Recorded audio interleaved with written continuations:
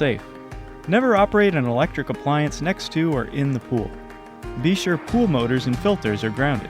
Have them installed by a professional and serviced by a licensed professional electrician. Be very careful if there are electric lines above or near a pool, especially if using long-handled cleaning tools. And if a storm is nearby, get out of the water. Your safety matters. Hi, I'm Steve Thomas for Habitat for Humanity Restore.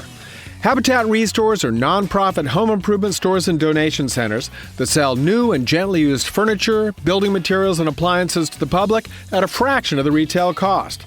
The Ulster County Restore at 406 Route 28 in Kingston needs your donations. Call our hotline at 845-853-7499 to schedule your free pickup. And thanks. Everyone is talking about healthcare these days. America spends twice that of other developed countries on our healthcare system, yet our health ranks near the bottom. How can we stop spending so much and getting so little? By shifting to a system that gives more patients access to strong primary care. Primary care can help make America healthy again. To learn more about the benefits of primary care, visit www.healthisprimary.org. This message is brought to you by America's Family Physicians.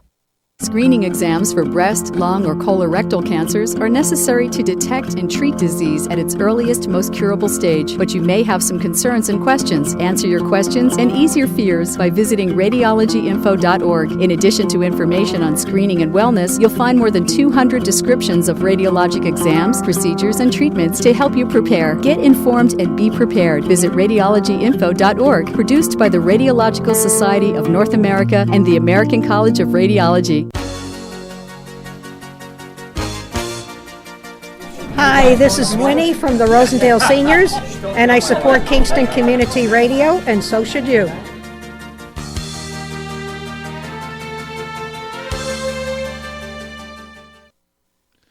This portion of Kingston Community Radio has been brought to you by the First Savings Bank in Ulster County that still remains local to this day. Ulster Savings Bank, a community bank that's invested in local business, invested in community, invested in you. Ulster Savings Bank, your one-stop resource for everything local. Locations throughout the Hudson Valley and online at ulstersavings.com. Member FDIC. Good morning. Welcome to Thunder Thursday. Ba ba ba boom. Flap flap flap flash. I should have had him call in. I gotta do that because if you're watching on YouTube, I am not sitting next to Tony Marmo today. I'm actually sitting next to Suzanne Timbrouck. Hi, how are you? Welcome. I'm happy to be here. So it's early. It is early. It is early. You have your coffee. I have this ritual that I always go get my coffee after the show. I don't know. It's this weird ritual. So I am not drinking coffee. But welcome. Thank you. It's August 12th. It's going to be a scorcher. So I think, 91 today? 99. Or at least that's what it says on the National Weather 99. Service. That's fine with me. Let's hope they're wrong. That's fine with me. So we may get a thunderstorm in there. Hopefully tonight is the Boys and Girls Club boat ride. Ooh. So hopefully it doesn't flash and boom on the Boys and Girls Club. Like it did yesterday, like out it of did nowhere. Yesterday, yeah. Yeah. I was my kids had their annual checkups, and I was in the doctor's office, and all of a sudden you could the doctor and I looked at each other at the same time, and we're like, is that the rain? It was just out of nowhere. So, anyway, this is kind of my welcome back show because I've been traveling, I've been away, I've been home. Both my kids play on an AAU team, and so my daughter had a pretty aggressive travel schedule. But as you know, I just came back. We just took a family trip out west, and we did the Mount Rushmore and Yellowstone, and that was fun. But so it was funny. I wanted to share. I've been sharing this story. Everybody has a bucket list, right? Yep. So. And we'll get into you because we got a lot of good things to talk about. No, I want to hear about this, with you. Listen to this trip because I'm following in your footsteps. Yeah. I'm actually going to go out there now because I loved your pictures. Yeah, it was amazing. But so anyway, I have this really random bucket list, and there have been 3 things on there since I was a little girl. So the first thing is, and they're not things that you would find on other people's lists. They're very peculiar. So the first thing is I've always wanted to stay in this one hotel. And it's the one when you're going down the thruway, and I think it's exit 15. It breaks off Route 17, Route 287. On the left-hand side, there's this huge glass Sheraton on the left-hand side. Do you know the building I'm talking about? I've always wanted to stay in that hotel so I have not checked that off. Okay. That is the weirdest bucket list I've it's weird. There's 3 things. Okay. So the second thing on my bucket list, which I've checked off twice actually, was I've wanted to go to Mount Rushmore. So when right before my husband and I got married, I changed jobs and I had some time off on vacation. And my dad said, come on, we're going to Sam's Club. We're going to pack the car with junk food and Coca-Cola and Snapple. And we did. And we drove out 30 hours out to Mount Rushmore. Many stops along the way, many stops on the way back. And it's honestly a trip I'll never forget. It was amazing. So I've always had this thing about Mount Rushmore. So my husband and I, we took our kids this week, and it was kind of cool because my husband kind of walked away for a minute, and my kids and I are walking away, and we kind of took a selfie with presidents, and I looked at my kids and I had one of those moments. I said, the last time I was here, I was with my dad, and I said, and I bet the next time you guys come, you'll be with your children. It was kind of a weird moment for me to think about it that way, but so anyway, fast forward, we're flying home. So that's my second bucket list, Mount Rushmore. Okay. Here's my third. Okay. So we're flying out of Rapid City Regional Airport, which is probably maybe a little bit bigger than Newburgh. Okay. Between Newburgh and Albany size. And at this point, it's been 8 days. We're done. We want to go home. So as we're getting ready to leave for the airport, we get a message that our flight's canceled. Which, not surprised, air traffic has been crazy. Insane. Crazy since between the storms and COVID and staffing and pilots, lack of pilots. So we get to the airport, and I'm thinking it's going to be an easy fix. They've booked us on a flight the next day. Again, we just want to get home. So I couldn't, it was United. I couldn't work anything out with them. So I walked up to I think it was Delta counter, and here's my bucket list. I looked at them, and, so rewind. So at this point, we know we're not getting out of Rapid City. And they said, all of our flights here were canceled yesterday. And there's not a ton of flights. So, and now they had a couple of flights canceled this day. So I'm thinking, I'm not hanging around till tomorrow because chances are we might get canceled again. So my thought is, if we could just get into any major airport, like I don't care if I got to fly even further west to San Francisco. You can get a flight San Francisco to New York. Let's just get to a major city. Get somewhere. Right. Where I can get home. So I walk up to the Delta ticket counter, and I look at the guy, and I said, I would like 4 tickets to anywhere. You pick where we're going. And he just looked at me. And he's like, excuse me? I said, you pick. You pick. Anywhere. Just get where are you going? Right. I'm going, right. Well, my bucket list was very quickly squashed because every flight to everywhere was completely booked. So I almost got to check that off my bucket list. So instead, we rented a car. And we drove 6 hours to Denver. Okay. And we were able to get on a flight that night. So anyway. Wow. So only one item. Mount Rushmore's off. I still have to get to that hotel. And I still have to walk into an airport and let the ticket counter guy. Yeah, I want to do that too. Yeah. I want to just, can I say something about that moment when you were talking about, I'm out at Mount Rushmore, and I was here with my dad before. So we had a bucket list. My son, Nick, had a bucket list. He's in the Army. He's my Army boy. And, he always grew up watching, all of the History Channel, all of that stuff, right? So Normandy, he wanted to see the beach at Normandy, right? So in 2018, when I took the whole family, there were like 9 of us, and we flew to Europe and spent the whole summer and that whole thing. On the list from Paris, we were like, we have to get to Normandy. Yeah. So our friends in Paris were like, we'll get you to Normandy.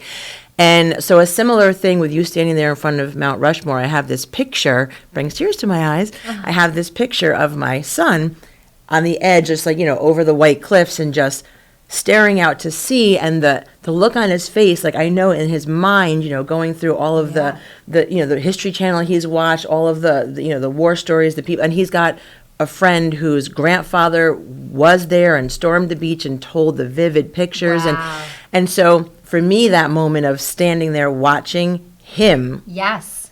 check that off his list, that was like, wow, that was really, it was Yeah. a very poignant moment. Yeah, almost Those are surreal. good moments. Yeah. Yeah. But those are good moments, Yeah, right? they are good moments. So let's talk about you. So Suzanne Timbrouck. So a lot of times I bring people on this show, and anybody that listens to my show knows kind of the way I fell into this was, I started this group, Concerned Kingston, for local people that have been concerned about the violence, the recent violence, and also people that support law enforcement, because I think, we all know that we're kind of living in this time frame where sometimes, even though the majority of the people truly support first responders and police, I don't necessarily, they're not necessarily feeling it as much as they should. Correct. Because of what's taking over. So throughout this process, I have met a lot of amazing people, and you are one of them. I was looking for, a representative in each ward. Yep. To kind of reach out to their aldermen respectively and talk to them. And it was actually Kyla Thomas, who's a good friend of mine from high school,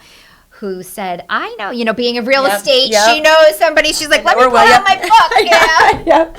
Ward 5. Oh, Timbrouck. Yeah, she's like, Suzanne Timbrouck. I was like, all right. So I came to your house. Yep. We had tea or whatever. Yep. And the rest is history. Yep. So, and then, now you're running for legislator, but we'll get into that. And so I'm proud to help you with that. But so tell me, tell the listeners a little bit about yourself, and then we'll get into your personal life, and then we'll get into your new political life. So I guess I've been here in Kingston 30-something years now, but because my husband, Brian, most people know Brian. So I know like everybody. Firefighter. Yes, firefighter of the city of Kingston, but born and raised here. His dad, before him, born and raised here. His dad graduated Kingston High School, I think it was 1950, and my husband's a 1982 grad. And I never heard of Kingston before, but I met Brian, through the way, the universe helps you to meet people, right? And when we decided we were going to get married and, settle down and have a family, he's like, we're moving back to Kingston. We've been in Poughkeepsie. He'd moved to Poughkeepsie Oh, with I didn't me. know that. Yeah, for a little bit. Now, Brian is one of how many? Because the Timbrouck family is very large. 8. Oh, okay. 8. Wow. Okay. 8, yeah. Good. One died as an infant, so grew up with 7. There were 7 of them, but there was 8 in the family. So we've been living in Poughkeepsie for a little bit, and he's like, no, we're going to Kingston. And I'm like, why? He's like, it's a great place to be. He's like, we're an interracial marriage, and nobody will bat an eyelash at that in Kingston.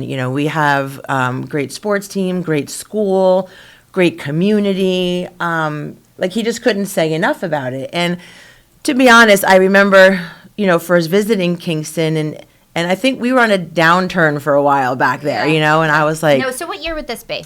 We moved, he and I met in 88, so I was here by 89 or 90. Okay. Around there. Okay. I was a little middle schooler. Oh. Thank you for reminding me how old I am. But, so I was like, really, Kingston? Okay. And then... we moved here, and it was the right move. I mean, it is a wonder. It has been. It's not the same place at the moment, and I really hope that, and that's part of, why I'm running. I want to get back to all of the good things that we were, and let's get rid of the things that have come about that we were not about, Yep. let's get back to the good things. And not that you can't move forward. I'm not saying move backwards. Change is fine. Change is wonderful. Right. Change is fine, exciting. But certain things have to not change. And one of the things that has to not change is that sense of community, black, white, in between, that we're all one community. And I'm telling you, literally, that is one of the things that he really drove home to me. He's like, we don't have race issues here. Not that there aren't people who are racist. There was always going to be in the Right. world, but you didn't feel it here. And I can say that our whole time here, until very recently, I've never had anything that made me feel uncomfortable, that we were in an interracial marriage. We had, mixed kids. It was fine. And my kids will tell you, when I asked them going through Kingston schools here their whole lives, has anybody ever made you, treated you in a way that you felt was racist? And they were like, no. I mean, some probably happened, but they not to the point that they were even able to notice it. They're like, Right. no, they love their community. So, really love this community. Like, made it my own 30-something years ago, and this is my home and where we've raised our kids on purpose. So, when you talk about being a supporter of law enforcement, I think one of the things that I think that people need to hear is that it doesn't mean carte blanche if you are doing something you shouldn't do as an officer, that I'm going to support you blindly. Right. Correct. And but the Kingston Police Department has never been anything but stellar in any experience that I have had. And with 6 children of our own, they've had opportunity to meet their police officers. Just listen. They're kids. The 4 of them are boys. They you can. What are you kids? What are you doing? You can meet your officers sometimes just because you're living life and you're rambunctious. Yes. Yep. So you're a teacher, right? Yep. Talk about that. Kingston High School. I'm going into my 22nd year there.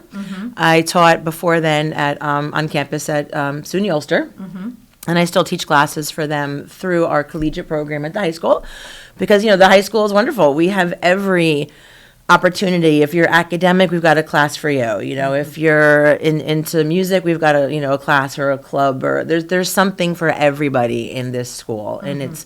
Again, one of the draws, I went to a very, very small school. We didn't even have sports one year. Our budget got voted down. Wow, yeah. And so that was one of the things I wanted for my kids, too. I wanted them to have every opportunity to explore who they are, what they want to be, what they want to do, learn about themselves. And there has been something for every single one of my kids, to be involved in a positive way. And so, I always say, I bleed maroon now, I do. It's become home for you. It totally has become home, and that district is home, and I wouldn't want my kids in any other district, and it was never even a thought that they'd go anywhere but, so. Yeah, your family wrote a very compelling letter for the support of SROs, which was really nice, and I know I had shared it with the school board and kind of forwarded on, but let's go. I want to say something about that really quick too. Just, I think some of the community is confused about the difference between an SO and an SRO at the school. So we have safety officers, which you might be able to be one. We have people who are in the hallways as safety officers, but the SRO is a very specific, very highly trained, extra trained, like peaceful guardian training, those kinds of things.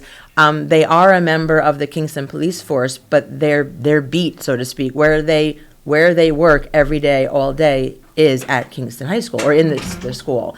So they have extra training. So I think one of the things that my husband had said in that letter was to help differentiate that those SROs are they are there because their community is that school. Right. They are part of that community. Yeah. And they wear a lot of different hats too. And I know you spoke because you had tragically lost your daughter and in a car accident. And I know that's one of the things you spoke about in your letter is that they were really the people, because they're in the hallways, they were really the ones who were checking in on your kids during that horrible time. And I think, you very eloquently said, not to take away from the social workers or the school counselors, but they're not in the hallways. They're obviously behind closed doors helping other children. So, they can kind of feel the heartbeat of what's going on in the school, and they know the kids, and that is part of that training, that whole peaceful warrior, all of that stuff is exactly that their beat is the school. They're in the cafeteria, they're in the hallways, and they get to know the kids so that they can tell when something is off with one of the kids. Right. And that doesn't even mean that we think they're off in a way that some tragic thing is going to happen. They just, they just need to know. They need to be checked in on, and Correct. Emotionally. And that, you said, it was Officer Harry. It was just like, something's not okay with that Timbrouck kid. And I know that he lost his sister. Yeah. And just checking in on him and being able to go, okay, nope, he's not okay. Okay. Yep. And then brought him down to where he then got to go see the social worker. The social worker never would have known that he wasn't okay. Yeah. So. Yeah. Yeah. No, they're all special, all of them. So let's go back to, so I think one of the reasons, I know one of the reasons why Kyla connected the two of us, given the topic, was you had a situation, so you live near the high school. Yep. Ward 5. Ward 5. Ward 5. So talk to me, I think you kind of had an aha moment that really, I reached out to you and I was like, hey, do you know anybody that, anybody that's interested in running for Ward 5? Because your ward alderman wasn't seeking re-election. You were like, well, actually, me. But I really think that there was a moment, there's an event that I know that I want you to share with the listeners of really what kind of, I think, opened your eyes to what's going on. So do you want to talk about that? If I can do it without crying again. Why do you want to ask me things that are going to make me teary-eyed? So we've been living in our home. We bought our home back in 95. Yep. So that's how long we've been in our home. And out of our 6 kids, 4 of them were brought home from the hospital to this home, and one of them was not even a year old when we moved in. So our older daughter, Amanda, the one who passed away in the car accident, she grew up on this street from elementary school and all the kids on the street. And I just want to set the stage, before I tell you the story, because the history. The history, because that's the thing that opened my eyes, was the difference in what's going on. So our daughter, Amanda, was, the old school rule. You come home when the street lights come on. You didn't worry about her. She was allowed to, run around from like the YMCA to the high school. It was kind of like our grid, in that whole area, and the neighborhood kids, and, there was a grandma on every other porch kind of thing, and you didn't worry because everybody knew who Amanda was, and she'd running up the street, and if she was doing, I know your mother, I'm going to go call your father, whatever. So you didn't worry, and come check in when the street lights come on, and never worry. They'd play night games all summer long, till midnight. It didn't bother us because it was safe. Right. Kingston was safe. My neighborhood was safe. So now the son that I mentioned before was in the Army. He was home. He was supposed to be away, but he had come home and was sitting outside our home, the home that he's lived in his 25, years. And he had no place to be the next morning. So he decided to sit outside and have a beer. There's nothing wrong with sitting outside your house and having a beer on a summer night. How many of you out there do that, right? Right. So he was sitting outside right by his car. Actually, he was on the hood of his car, which is parked in front of our house. And because he was just enjoying the street light, the summer night, whatever. And 2 young people come walking down our street. And he didn't think anything of it because people walk around, whatever. And just sitting there talking to his girlfriend on the phone, listening to music, drinking his beer. And suddenly a gun is pulled on him. Right in his face, he's got a gun pointed at him. And he's like, yo, like, what? He didn't even realize what was happening. This was so out of what should happen. Right. In front of your home. It's probably this very surreal moment of completely, out-of-body experience. Absolutely. And so he was being robbed. Okay, take whatever you want, not a problem. He had nothing on him. I'm assuming they were looking for drugs or money or both, and he had neither. Right. He had a White Claw. Yeah. He was drinking. That's how cool he is, right? Drinking a White Claw. Very cool. So cool. Such a bad ass, right? Yeah. Drinking a White Claw. And I guess they got mad at that, and then they pistol whipped him in the head. He didn't go unconscious because they didn't do a good job of pistol whipping him, but okay, thank you for that. And then they wanted him to open the trunk of his car to see what he had in the trunk of his car.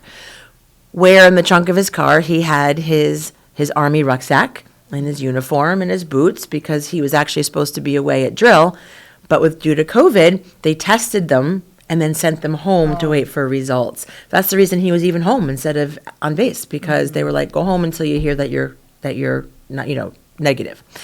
And nothing in the trunk but his Army stuff. And I guess at that point, I'm assuming they must have panicked that, oh my God, it's an Army dude, Yeah, yeah. And they made him get in the trunk of his car and locked him in the trunk of his car.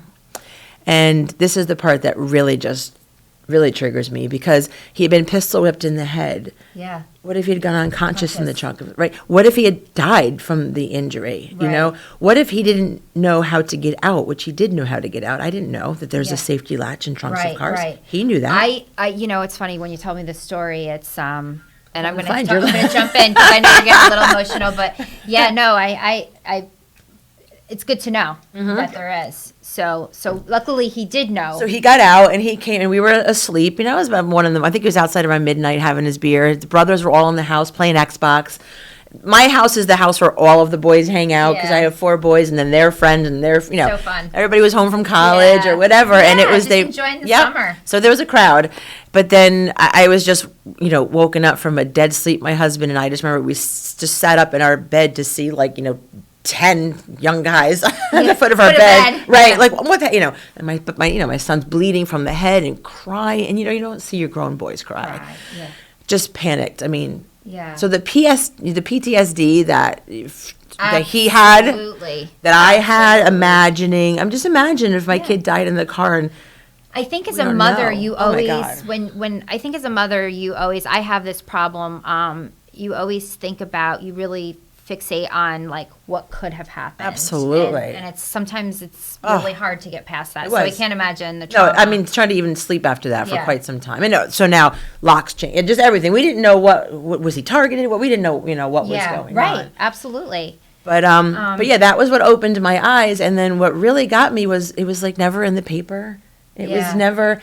And I'm like, how does the community not hear that 2 people were walking around with a gun robbing people?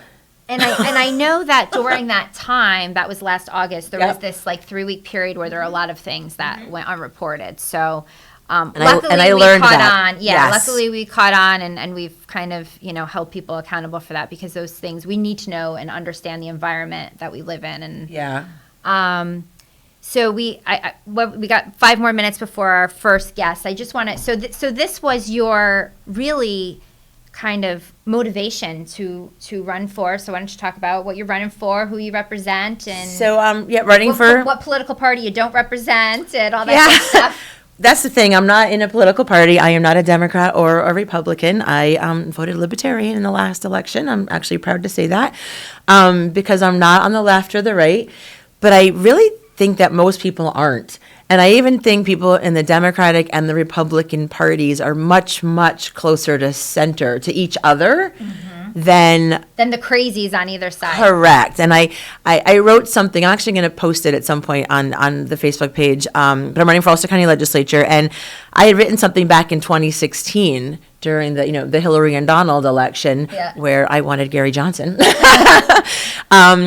And just kind of describing that phenomena of how loud the far left and the far right are screaming across the fence to each other, and all of us in the middle. I think we're just caught. I think between this what is going on? And because when you sit down over a cup of coffee with almost anybody, you realize we're not that far apart. The Democrats and the Republicans even were not that far apart. The far right and left are, but most of us aren't there. Most of us are in the middle, and so. I am an unenrolled registered voter who is just a mom and a wife and a teacher who just thought an average person just needs to be in office right now. Yep. So Yep. I'm really average. That's really good. That's Exactly. So Good. that's, good. So District 6 District 6, which does encompass wards 3, 5, and 9. in the city of Kingston. Yep. And you have your kickoff fundraiser. Why don't you talk a little bit about that? Yep, it's on Thursday, August 26th, right, from 6 to 9 at Little Italy. I love to dance, So Turn It Up with Timbrouck is what I'm calling that one. And Eddie Parker, I think Kingston's and Ulster County's favorite DJ. Yes, he is. Will be spinning the tunes for us. And so I just want everybody to come out and meet me and cut a rug, I guess, and dance with me. 6 to 9, right? 6 to 9 at Little Italy. And you have a Facebook page, right? Is it all the tickets are posted on your Facebook page? They are. They're also on Eventbrite, and you can look it up on Eventbrite for things that are happening in Kingston, and it's on there. And I want everybody to come. Even if you can't vote for me, then just come dance with me and support the grassroots movement, the cause. Yep. Yeah. So tickets are limited, and I think we're getting a little bit, we're getting close. Yeah. So go and buy them now and come dance with me. It's a great way to end the summer, and especially I think we've been kind of lacking on the dance parties because of COVID. So it's a good reason to come out. Time for a dance party. Time for a dance party. So $30 a ticket, right? Yep. You wanted to make it so that it was really affordable for everybody. Yep. Yes, for all of us average light people. Fare. Yeah. So light fare, there's going to be some food, like I said, dancing and some food, cash bar. So have at that as you will. But come eat and dance. And Little Italy. Okay, so Thursday, August 26th, 6 to 9. Yep. And your Facebook page is? I don't have my phone with me, but you can look me up. Ulster County Legislator. It's Timbrouck for Suzanne, Ulster County Legislator. Suzanne Timbrouck for Ulster County Legislator. Yeah. Good. Yeah. Anything else? Anything you wanna? And other than safety, anything? Any other passion of? Like on my agenda wise? Yeah. Well, yeah. My other thing is just the financial feasibility of staying here. Things have changed a lot, So people like us who have raised our kids and our kids are graduating Kingston High School and looking for what they're going to do with their lives right now, they can't afford to settle down here. Mm-hmm. And the people who are retiring and, you've lived here your whole life and you want to stay here, it's getting hard to stay here. So, I'd like to see how we balance the bringing in, it's okay to have people come in. Like I said, change is not a bad thing, but how do we change and grow without, phasing out, pushing people out, who are, lifelong members of here. And so, I want to find the balance. That's really being in the middle. That's what you want to do. I want to find the balance. I want it to be a win-win for everybody. So. Well, thank you so much. And you're here with me all morning long. On the next half hour, we have John Masurgeon from Central Hudson, one of our underwriters. So he'll be calling in. So I'm getting the cue from Lawrence that we're going to go on break.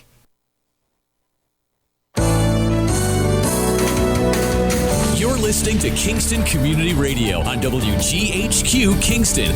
On your radio at 920 AM and 92.5 FM. And also online at mykcr.org. Central Hudson reminds you that summer thunderstorms can strike with strong, gusty winds, knocking down trees and power lines. If you see a downed power line, call 911 immediately to report it. Power lines can carry an electric current strong enough to cause injury or death.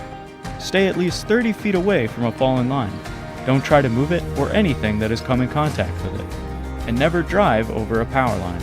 Remember, your safety matters. Question: what will you find on all over-the-counter or OTC medicine packages to help you choose the right drug and use it safely? The answer: the drug facts label. This label lists the medicine's active ingredients and purpose, how much to take, and warnings you should know before using it. Remember, even OTC medicines you buy without a prescription can cause side effects you don't want. So follow the information listed on the drug facts label. For more information, visit fda.gov/drug facts label. A message from the U.S. Food and Drug Administration. Introducing the YMCA. Sure, you know the Y for a swim or a game of hoops, but we're more than that. We're a cause.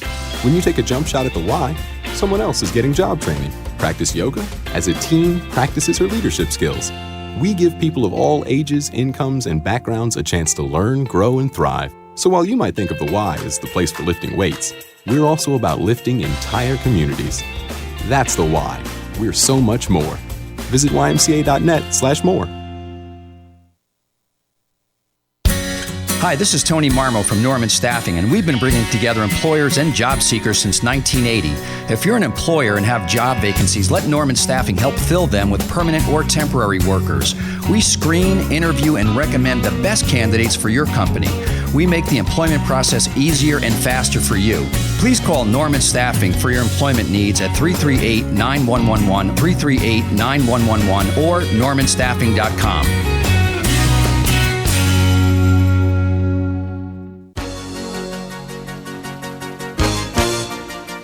Hi, this is Jim Quigley, Supervisor of the Town of Ulster, and I support Kingston Community Radio, and so should you.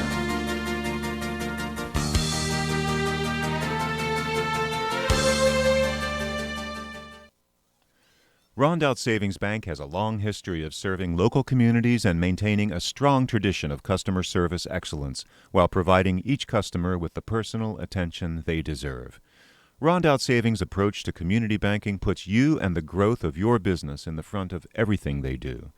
They're a different kind of bank and would like to tell you why, so please reach out to one of their expert business bankers for an appointment and let them show you what they can do for you. Rondout Savings Bank, always working for you and the community with branches in Kingston, West Hurley, and Hyde Park. Also online at rondoutbank.com. Equal housing lender, member FDIC. Okay, you're back.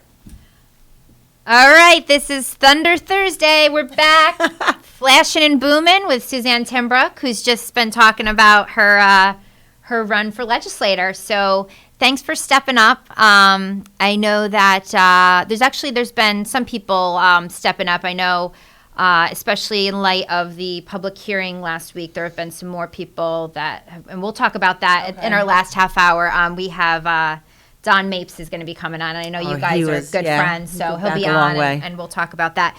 But so we're just waiting for John Masurgeon of Central Hudson to call in. So we're just going to kind of have some filler topics here. One of the things, actually, that I can't believe, I'm sitting here talking about my bucket list, and we didn't even talk about Cuomo. Oh, gosh. So that was interesting. That was interesting. It's still interesting. It was a relief. It was more than interesting. Thank God. We still got 2 more weeks of the bomb. Well, that's the thing that's interesting to me is what is that 2-week thing about? Like, why wasn't it just like I resign? Probably a transitional period, maybe. I don't, It's funny. Let him linger around like a, I don't know. It's the thing I have to say is I agree with you, Lawrence. I've been waiting for this day. It's almost like this surreal moment. I called my mom and we're talking, and that was like the first thing out of her mouth. She, the news had just broken, and but it's like, sometimes the devil you do know is better than the devil you don't know. So it's kind of one of those things. I didn't think it was going to happen, and then when it happened, you're like, now what? I'm like, oh no! I know. What does the replacement look like? And and anything's better than him. Yeah. Listen, she was the absolute most Googled name yesterday, right? Of anything. I was like, who is? Whose idea do you think it was to do all this defunding of the police, taking away the bail reform? Yeah. I mean, come on. Forget about the COVID deaths and all the groping, and that is terrible. But New York's in a state of emergency. The whole state. I lost my voice yesterday. Oh, why? Because of Cuomo? You were getting so worked up? No, that was Tuesday, wasn't it? No, I'm over that. No, Wednesday. Today's Thunder Thursday. Yesterday was medical Wednesday or medical Monday. My point is that, the whole defunding of the police, the bail reform. The bail reform. We wouldn't have the crime we have in this whole state. Absolutely. If it wasn't for that bail. They wouldn't be out shooting each other. Or Absolutely. So, yes, we like to point the blame at somebody. It's legislation in Albany. It is. People that voted this stupid thing in and need to turn it around. Right. Because until there's bail again, we're not going to solve the crime problem. Right. Thank God we're not living in Chicago or have the number of people. Kingston's 23,000, and I know New York City is having it. But, do you even want to go to the city and go shopping No. right now? No. No. I have a bunch of friends that live, on the Upper West Side and all over, Manhattan, Queens, wherever. I'm not going to visit them. I'm like, you come up here. Yeah. I haven't been I'll pick you up from Poughkeepsie. Yeah. Well, and the thing is it's going to be very interesting to see how this plays out over the next couple of years, because I truly feel New York City for a while will not be the same. And obviously some of it is COVID. Yeah, I think when de Blasio is gone and Adams comes in, being a former cop, I think there'll be a little bit of a change, but you still need Albany still needs to sign off on that, and that's why we're having the problem here.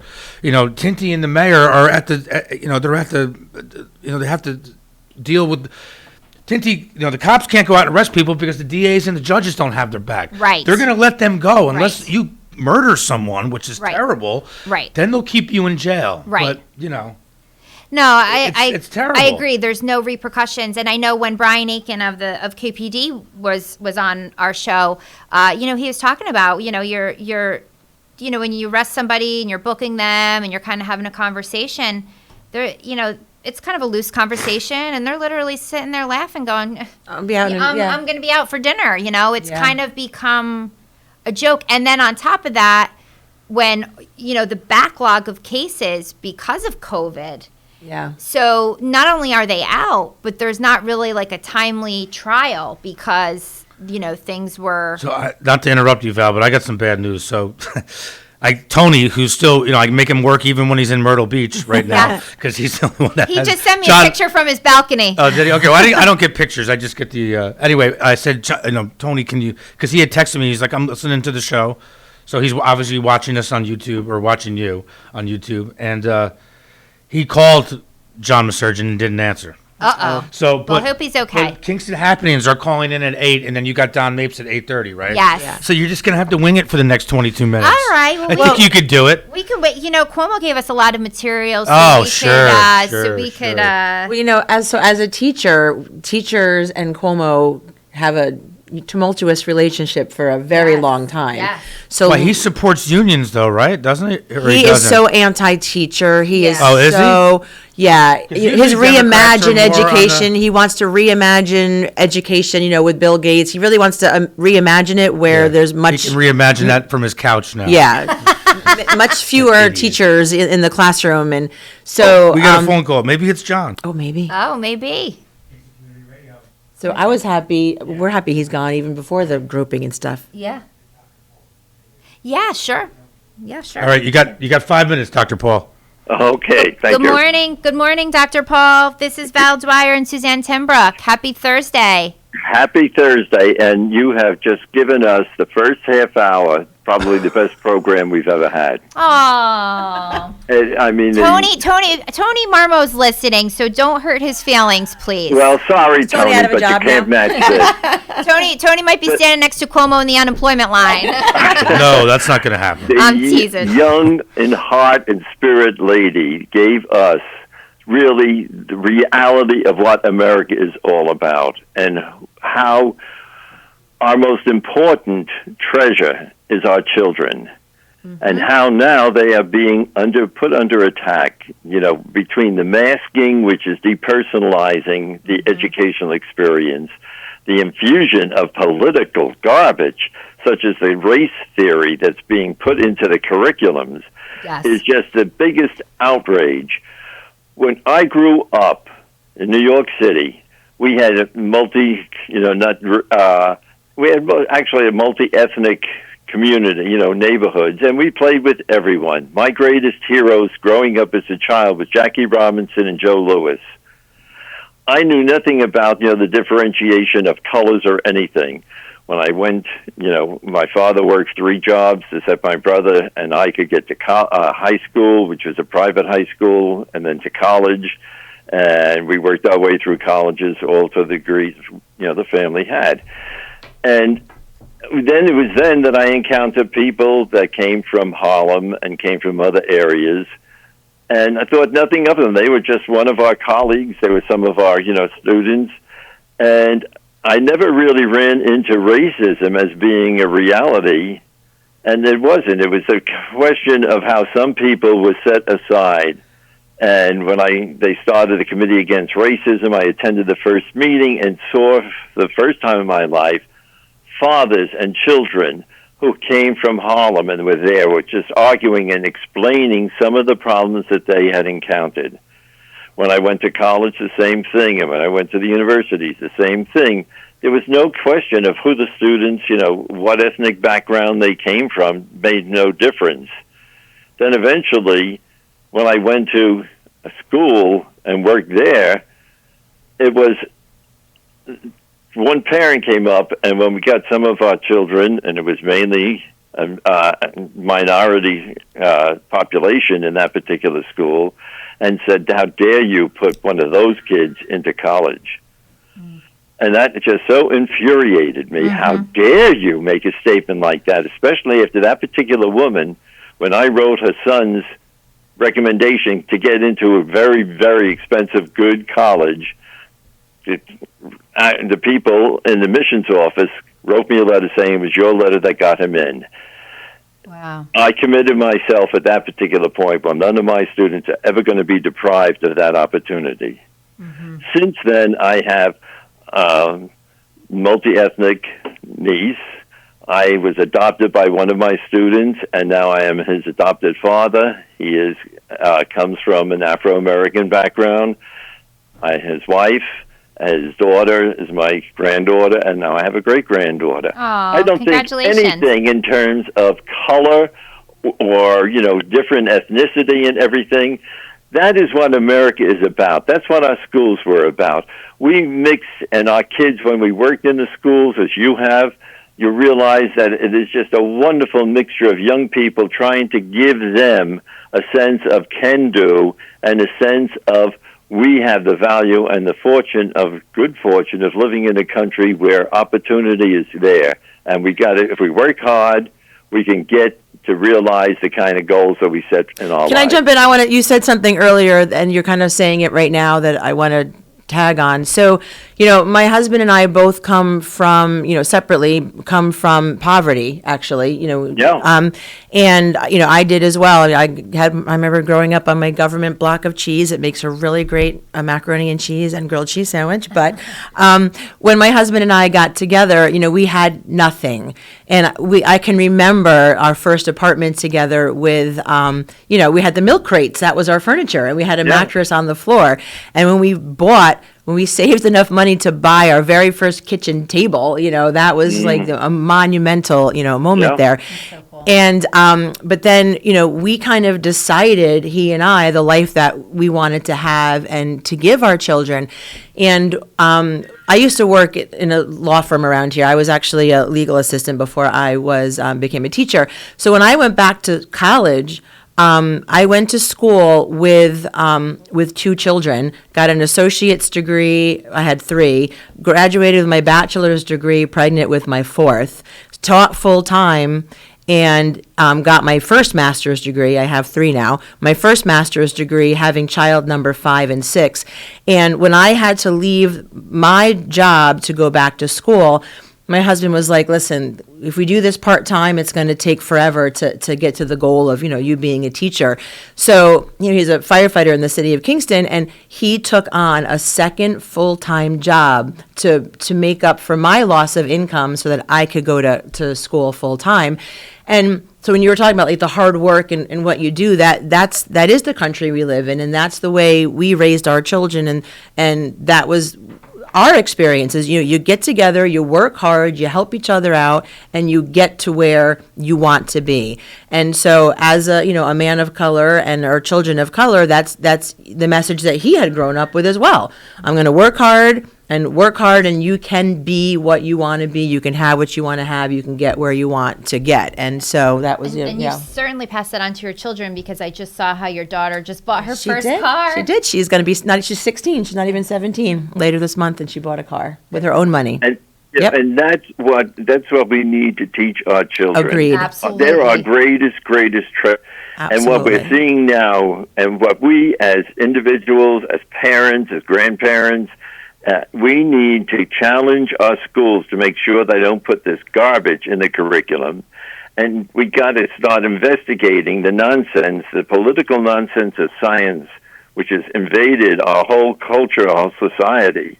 And with this question of masking our children, we remove their smile, we train them to be in hatefulness and personal color to revile, something which is outrageous, that goes against everything which our nation and our people stand for, but we've allowed this to invade into our culture, into our systems. And we, the people, have the power to stand up. We need the people to challenge our educational school board, to our teachers who love children but are so, harmed by the kind of dictates that have come down from the federal, state, and local government saying that this is what our curriculum, this is what our behavior, et cetera, is going to be in our schools. No. Yeah, I want to speak to that too, really. System which enables and enriches art and gives them the opportunity to meet with and to just socialize, learn social skills, learn the kind of spiritual values which says, yes, I am my neighbor's, love thy neighbor. And this is the kind of thing which schools taught in the past, which is being ripped out of our educational systems, and we got to fight back to get it back in. So I want to define something, just to make sure everybody is clear, because I know that this is a really hot topic on both sides. So I don't think anybody disagrees that we want culturally relevant education. We want to make sure that all cultures that we have in our country are represented in school. We want to make sure history is taught from all cultures, not just the white, Eurocentric, and I know that's perfectly fine. What the problem comes in is when I'm tagging somebody else's quote, but the bigotry of low expectations, where when we say, oh, you're of color, let's say, and so in order to make things equal, we're going to, maybe give you a diploma when you haven't met the same bar as everybody else is meeting. So when we set lower expectations on our, communities of color, that to me, that is the worst bigotry that we could possibly put on the communities of color. And so my own children who are mixed ethnicity, and they consider themselves in the community of color, they consider themselves black, that I don't want the critical race theory stuff to come on them in the way where they don't have to meet the same bar as somebody else to get the same diploma or the same outcome. That is actually making things worse for the community of color. It's kind of offensive. Well, when I was in college at Columbia, I used to substitute teach in the Lower East Side and in Harlem. And I saw the schools at that time where you had tremendous ethnic kind of community. And you had every child from every, background and all were taught the same, and we taught beautifully, that you had to meet the requirements that it was to go through the next class and learning. There was no question, as every student has that option, and that we have to help them get to the point where they can achieve. When John Lindsay came in 1960 and changed the school system in New York City, which is the best in the world, and he said that we'll go to school boards that'll be local rather than having them in terms of school board, which is a centralized person in the city. And what they did, they had the people trained to be administrators, to be principals, and they ran the best schools that ever, probably we've seen in this country. And that all was destroyed because it became politicized. The local school boards were related to the politicians, and then they ran the schools. We have to recapture our schools and say every child has the opportunity to learn, but every child, as we know, learns in a different way at a different time. I had a niece who didn't read anything until she was about 9 years old. After that, she never had a book afterwards, and she won all kinds of honors in high school and now is in college. So it took time to recognize the fact that there are different learning styles, but there are also different learning times, but everyone is entitled to be nurtured to come through and get an attitude of, I can do.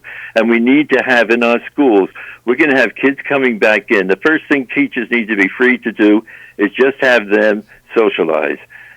What did you do when you were home? Did you like the distance schooling? Let the students, explain to each other. Then also, one of the things to change is have your honor students in your high schools come into the elementary schools, especially in the lower grades, and coach the students there. That's a great idea. I like that idea.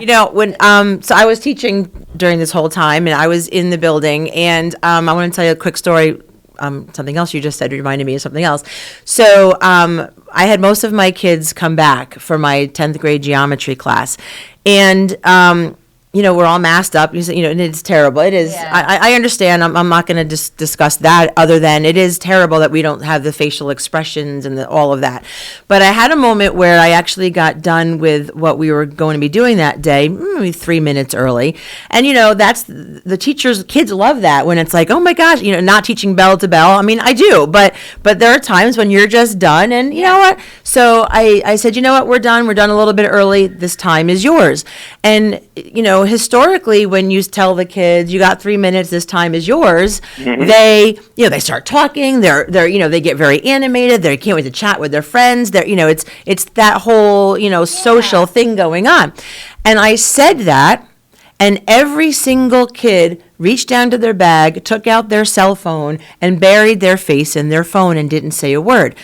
And I was looking around the room for a minute, just watching, and then I said, hey, guys. And they all stopped and looked at me, and I pointed out to them what they just did. I said, you guys have just spent an entire year behind a screen. Most of that time at home behind a screen.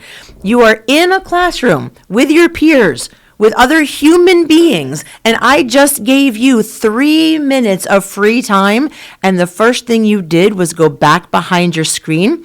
But here's the interesting part, and I want everybody to feel encouraged, is that the look on their eye, in their eyes when it was like, oh my God, we did. And almost all of them, I think there was 2 that didn't, put their phones back in their bags and started talking to each other.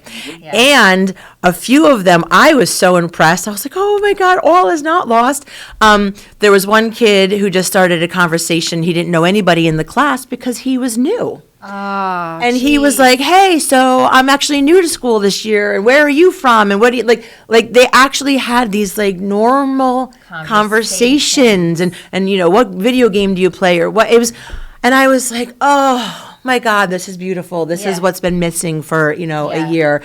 So I think you're right, the teachers need to, and I think we do, I mean, overwhelmingly teachers become teachers because of the kind of people that, we are. Yeah. Is there a bad apple or two? Of course. Is there a bad apple or two in any profession? Yeah. But overwhelmingly, we're great people. We love kids. We love what we do. And we know how to foster those interactions, with kids. And I'm absolutely convinced that 99.9% of the teachers going back this fall are aware of that and are going to be, doing that. Shout out to my teacher friends. We're looking forward to that. We're looking forward to even with the current mask rules that are going to be in place, and I won't debate that issue scientifically. It doesn't matter.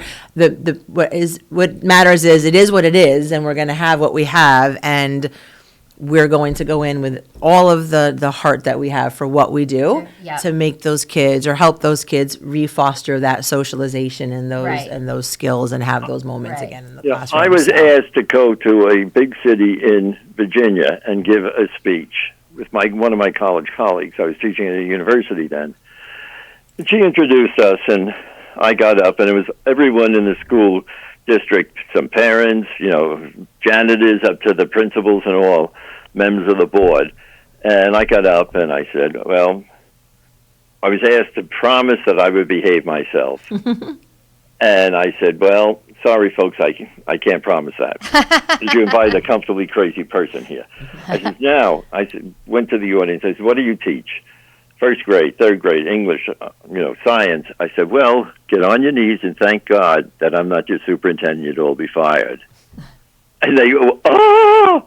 And my partner wanted to kill me. And I said, on second thought, I'm crazy enough that maybe someday I would be your superintendent. Every day that you come to school, you tell yourself, I teach children. I teach children about first grade course, English, math. My focus is on the child, and each child is unique, has potential to do great things, especially to become the best person they can be. That's your job, is to recognize that and help them to recognize that and develop that positive self-concept. And that's what we need to do. We got to force, our government to get the hell out of the way, but we need to encourage parents. You demand that your child be treated as a wonderful, beautiful treasure, and that's the one that teachers have to be free to then engage a child on that level. Thank you. Dr. Paul, thank you so much for calling in. It was great to hear your voice. Yeah, it was great for you to fill in. We didn't have a guest either, so it made it actually worked perfect. out well. It was a good conversation as we have a teacher here today. Guest that didn't show up. Okay, Good. you have a Thanks. great day and keep up that great work. And Thanks, Dr. Paul. Thanks for that first program. Thanks, Dr. Paul. Have a good one. You too. Stay cool. God, he took away from all our Cuomo time. Now we only got 3 minutes left to rag on Andy. Jeez. So I was just talking, all these texts, all these beeping and that you've been hearing in here.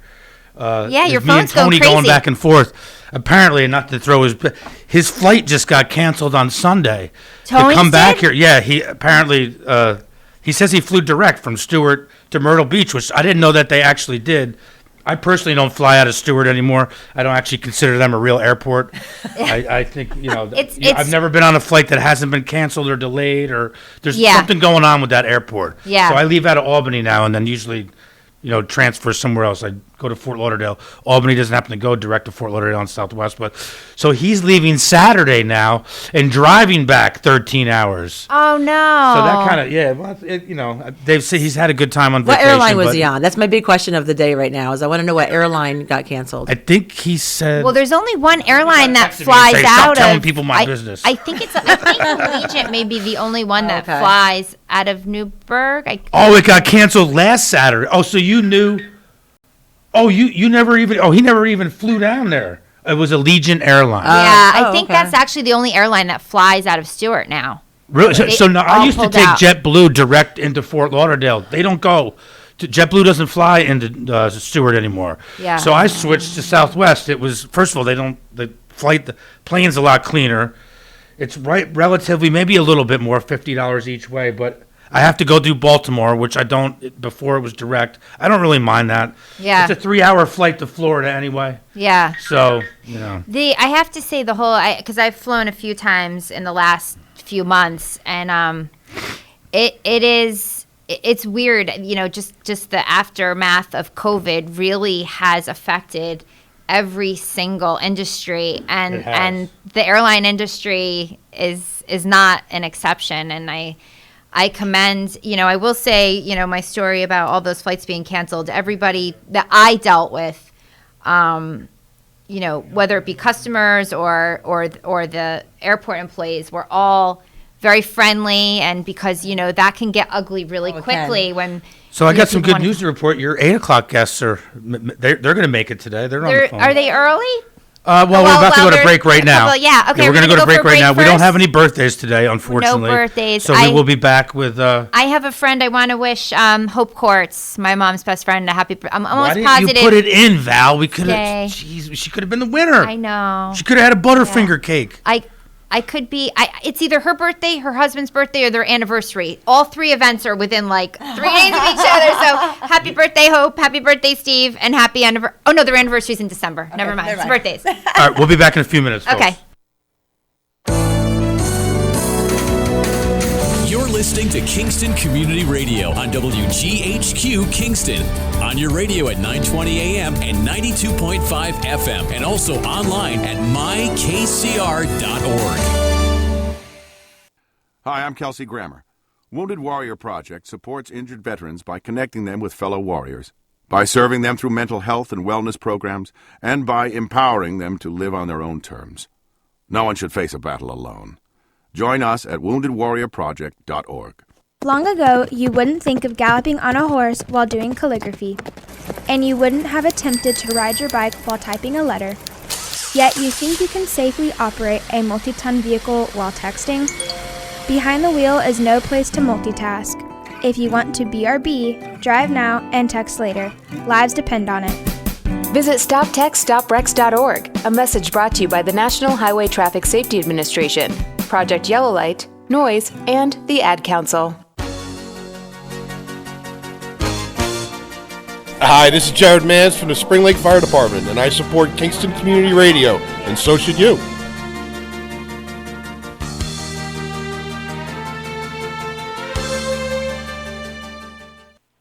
This portion of Kingston Community Radio is brought to you by Ulster Savings Bank. Visit their newest branch, conveniently located at the Ulster Commons Plaza in Lake Katrine.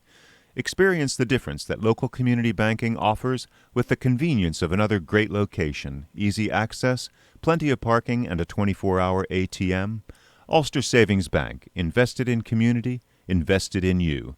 Member FDIC. All right, we're back. This is Thunder Thursday. This is Val Dwyer. And Suzanne Timbrouck.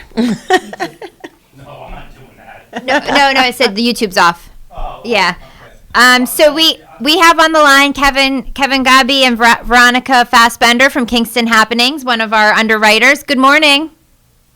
Good morning. How are you guys doing? How's it going? Yeah, we can hear. Yep. So what's new in the world of Kingston Happenings? What's happening? There's always lots of stuff going on. This summer's been really, really busy with lots of different events and a lot of venues really amping up their game as far as music performances and that sort of stuff. So there's always tons of things to do. Yeah, one of the main events we've got coming up this weekend, though, is the Soapbox Derby. People can remember back a ways. That used to be a huge event, and they've been trying to get that regenerated again. And I don't know if everybody knows what the concept is, but it was originally put on by a couple of artists. And the whole idea was that they would get a bunch of people together that would put together soapbox cars, or whatever you want to call them. They used to call them actually like kinetic objects, like kinetic sculptures was the term they used. And they would run down the lower part of Broadway. Oh, are you talking about the Soapbox Derby? Yeah. Yeah, the Soapbox Derby. Yeah. Okay. Great. Sorry, you went out a little bit there, so I missed. You may have already said that, and I apologize. No problem. Oh, yeah, that's okay. Can you hear us now? Yeah. Now there was a little spot there where we couldn't hear you, but now we can hear you. Okay. Yeah, Kevin was just giving like an extensive overview of what the Soapbox Derby is. Good. So that's coming back. Yeah. Great. Yeah. Yeah, that's coming up this weekend. It took a couple years off, I think, right, Kevin? Well, at least one for sure. But like I said, it used to be a really huge event, and they've been really kind of getting it restarted again. And we'll see how many cars they have this weekend. It should be fun. That's good. And it's happening Sunday at 1 p.m. downtown. Nice. Now, you know what else usually used to happen this time of year, and I don't know if it's happening. I think it was always the end of August. Is the Uptown, was it the Chronogram? There was like a weekend where there was always fun vendors in the streets, and it was usually like the third week in August. Well, the Chronogram did a block party for a couple of years. That's what it is, yeah. Yeah, and I don't think they've done it the last few years. They did it a few years back, but I don't think they've continued that. Okay. That's too bad. That was always a fun event. Mm-hmm. I missed I mean, I know it's not winter right now, but New Year's Eve, the Uptown New Year's Eve thing. Yeah, the Uptown New Year's. That was a good one. I liked Yeah, that. yeah. I love when there's events uptown. It's a Yeah. fun place to walk around. So it looks like the Hoolie on the Hudson will be going on, right? That's what we've seen so far, yep. Yeah. Good. And That'll be good. don't forget about the Italian Festival. Is that Columbus Day weekend? Well, we're not 100% sure, but... I believe that's normally when they have it, though. They usually have it the Sunday of Columbus Day weekend, and that's usually the weekend of O Positive also. Right. Yeah. I'm sure we'll be hearing a lot about that with the Italian ambassador, Tony, when he comes back. Yeah, I'm sure you will. What else is going on, guys? Up in Saugerties, there's a big festival on Saturday, the Hope Rocks Festival, which is a fundraiser for mental health.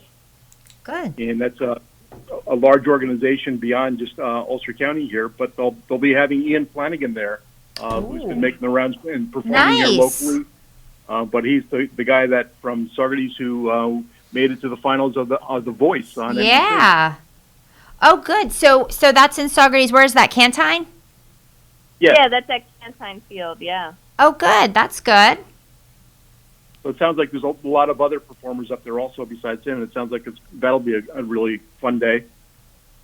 There's also on Saturday a block party where they're kicking off the creation of a mural by an artist called Gaia, who's a world-famous muralist, who's going to be putting a mural on the side of the Pecora building, for what's your UARC?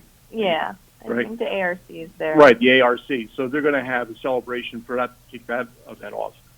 Now, where is that? I know there's a lot of. I was on the ARC board for years, and there's I think there's a lot of things named after them. Which building, which location are you talking about? It's the Pecora building on Cornell Street. On Cornell Street, right? Okay. And when is that?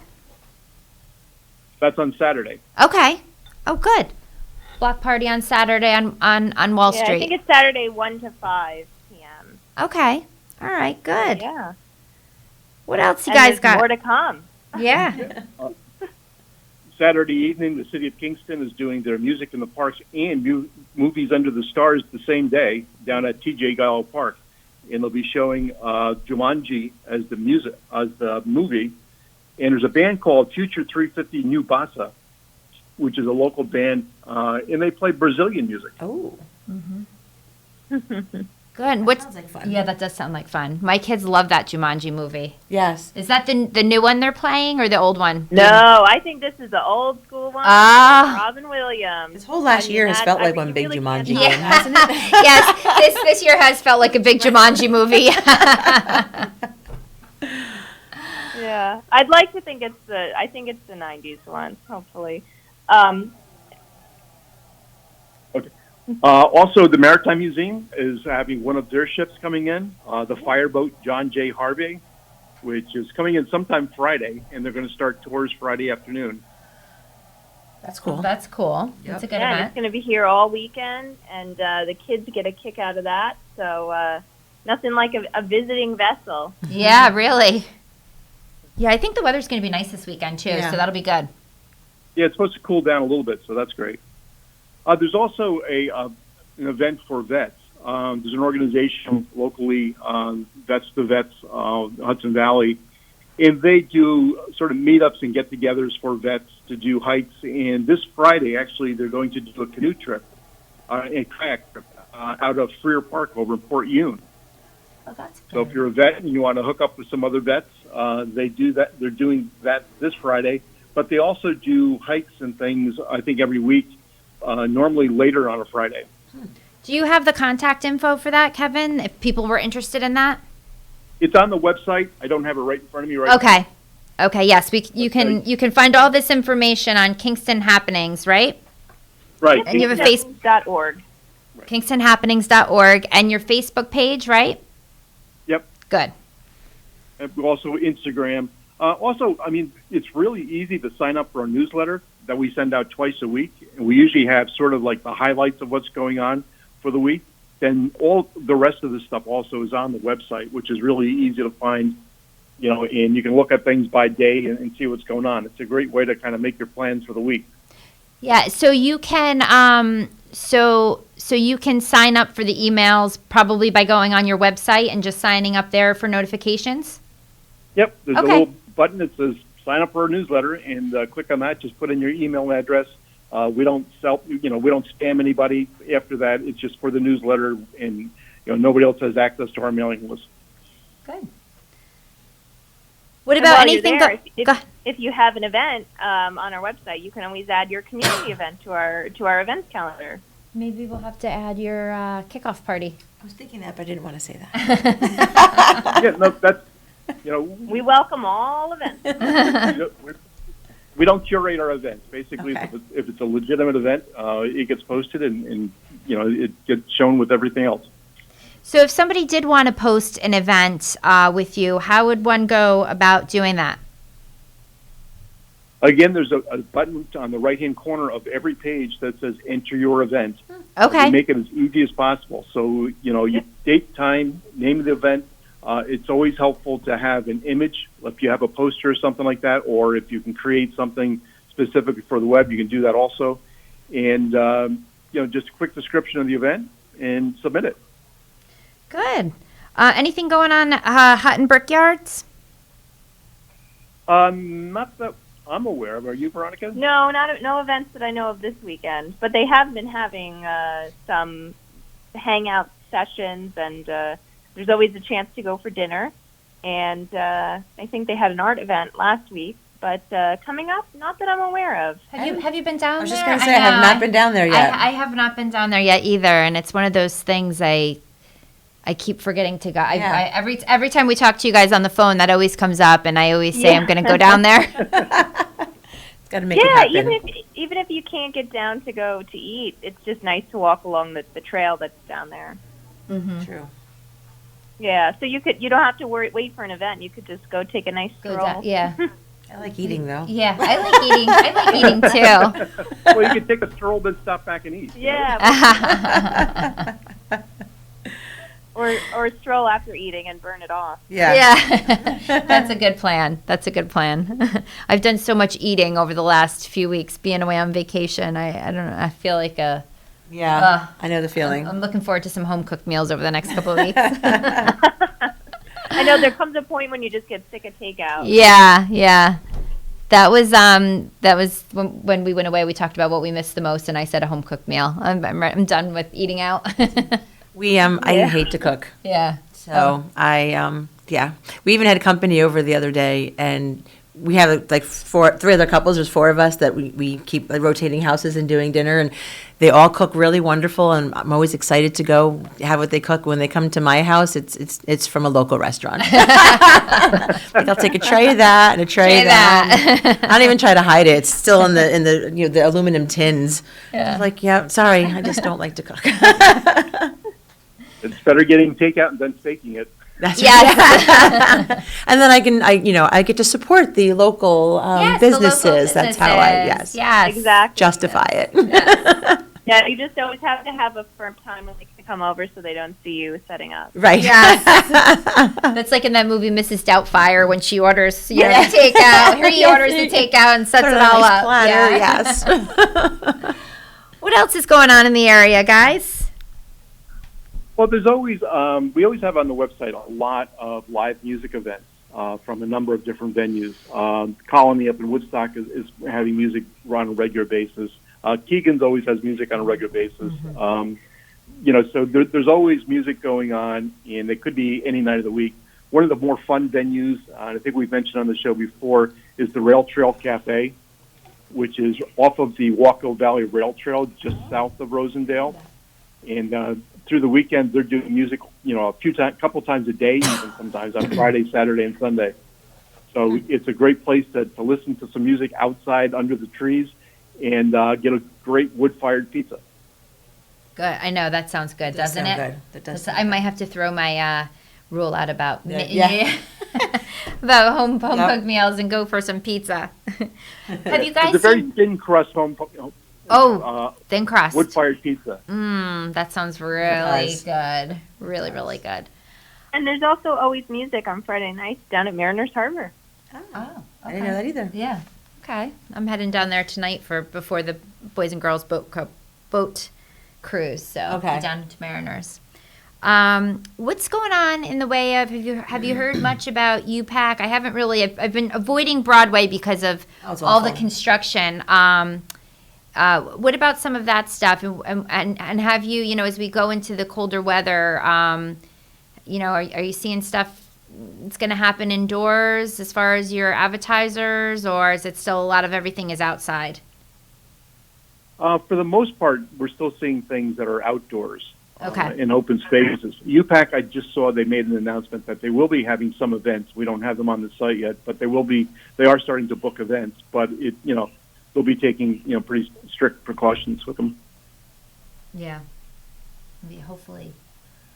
Yeah. Hopefully, we can get that up and running. It's such a beautiful venue. It really is. No, it is. Beautiful. Yeah. Well, especially after they just restored it and actually got air conditioning in there. Yeah. It's a great place to see a concert because, it's small. So wherever you sit, you can see. Yeah. It's gorgeous. It is gorgeous. Yeah. Yeah, we could just hope for the fall and the winter that, the there are measures taken in place, and that basically everyone kind of gets with the program and is responsible and lets everyone else enjoy themselves, right? Yep. What's kind of cool that we're seeing more of this year too is that a lot of the museums are more active in terms of doing tours. The Maritime Museum is doing a number of different kinds of boat tours on their Solaris. They do one tour that they have somebody that talks about the shipwrecks that are down along the Rondout. They do another one where they talk about indigenous people. They do some where they have music on the boat, on the little Solaris boat that they have. And, that seems like it's getting a lot of attention. Also, the Rear Center has been doing tours of the site, of the building that they have there. And if you're familiar with the Rear Center, it's an old bakery that we're converting into a museum. And, they're in construction and part of it, but the storefront is still there. The old bakery part is still there. And so, you can go on a tour there or just go there. They have some open hours there. You can just go for sort of an open house and talk with people about, what used to go on in that building. That sounds good.